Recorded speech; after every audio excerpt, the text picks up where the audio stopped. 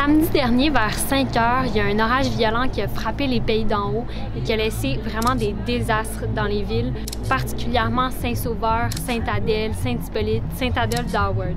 Les villes ont mis en place plusieurs mesures d'urgence, donc il y a plusieurs centres communautaires qui sont ouverts si vous voulez aller prendre des douches, si vous avez besoin de brancher votre cellulaire ou si vous avez besoin d'eau potable. À Saint-Sauveur, il y a le chalet Pauline Vanier qui est ouvert toute la semaine. Il y a également des collectes de branches qui sont organisées.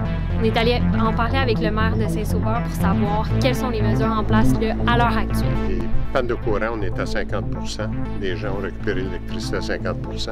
On était à 100 % pendant 24, les 30 premières heures, là, on est à 100 %. À 50 % de panne d'électricité, ça nécessite un centre de sinistré comme le nôtre. On donne de l'eau potable là, qui apporte chez eux parce que beaucoup manquent d'électricité. Puis ceux qui ont des puits, bien, le puits ne marche pas, donc ils n'ont pas accès à l'eau. Puis c'est pour ça qu'on a décidé de donner de l'eau, puis ça va rester ouvert jusqu'à temps qu'il y ait besoin qu'on s'en faire sentir. Il y a des tonnes et des tonnes de branches partout dans la ville actuellement. On accepte, les gens peuvent aller décharger leurs branches, aller porter les branches dans le stationnement du Mont-Saint-Sauveur. S'il y en a qui ne sont pas équipés pour aller porter c'est pas tout le monde qui ont des trailers, ils les laissent chez eux, puis éventuellement, les travaux publics ou la ville va charger d'aller ramasser. Oui, il y a des secteurs qui sont plus touchés que d'autres. Je pense au Mont-Habitant, par exemple, là, ils ont été beaucoup touchés, au lac des Chats, au lac des Bexy.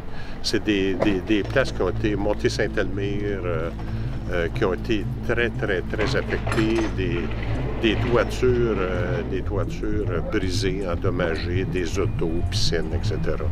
Ce qui est important pour nous autres, dès samedi soir, l'équipe de travaux publics et l'équipe de service des incendies ont travaillé 24 heures, puis ils ont parcouru tout le territoire routier de Saint-Sauveur pour s'assurer que les camions d'incendie pouvaient se rendre à chaque propriété.